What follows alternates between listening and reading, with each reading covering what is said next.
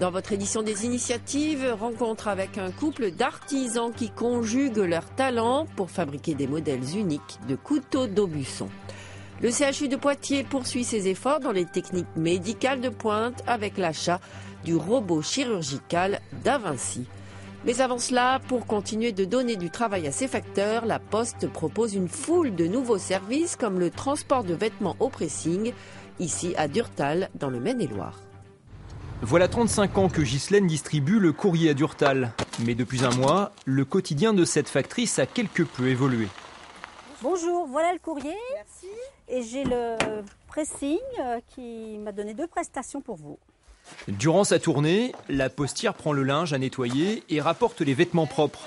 Une aubaine pour cette cliente. Ce service de proximité faisait défaut sur la commune.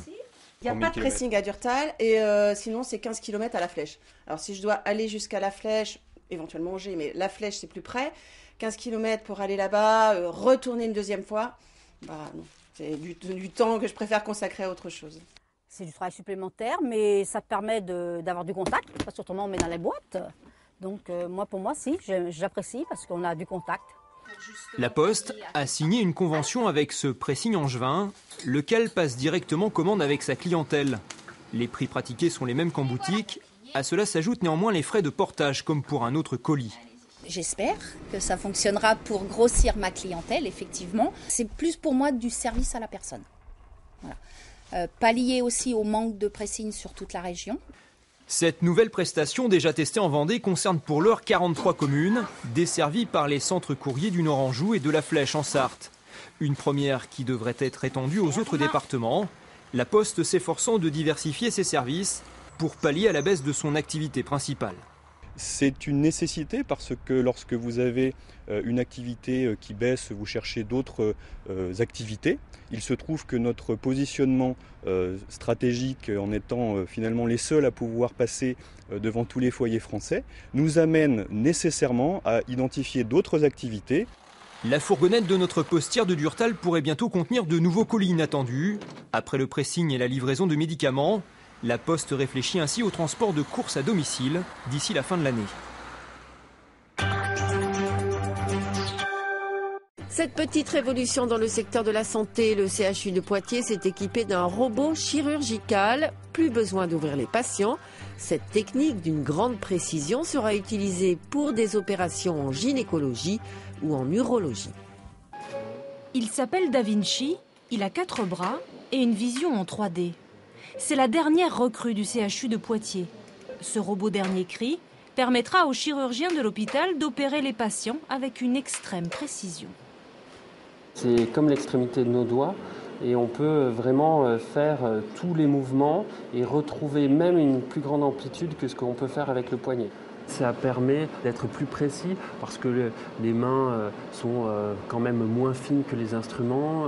Avec le robot, il peut y avoir une précision plus importante.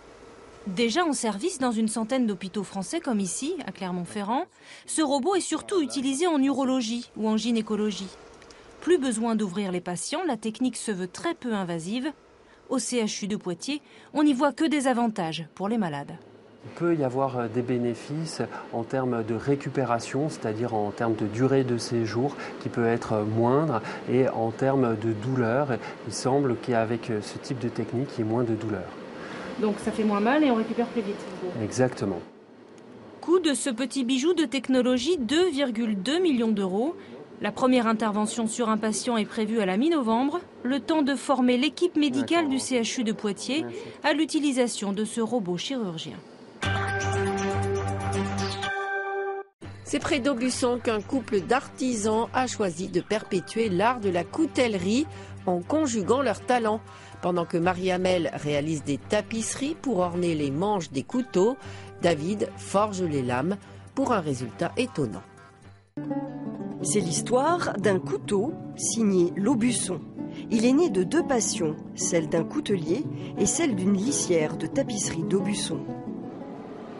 Pendant 15 ans, David a respiré la mer et ressenti le vent. Aujourd'hui, c'est le cœur de sa forge qui le nourrit.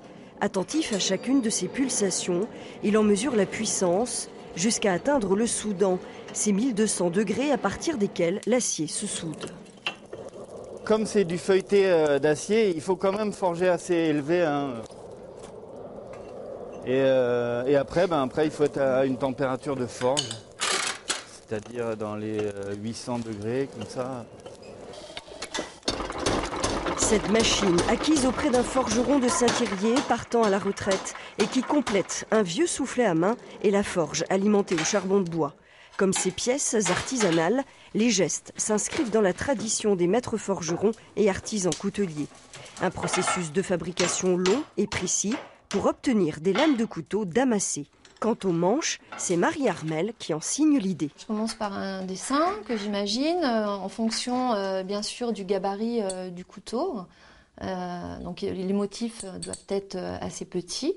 Et donc après, comme toute tapisserie d'Aubusson, donc sur un métier de basse lisse, et je fixe mon carton sous ma tapisserie et je le suis. Ces cartons ou des fragments de tapisserie du 19e partent ensuite vers un artisan à Thiers.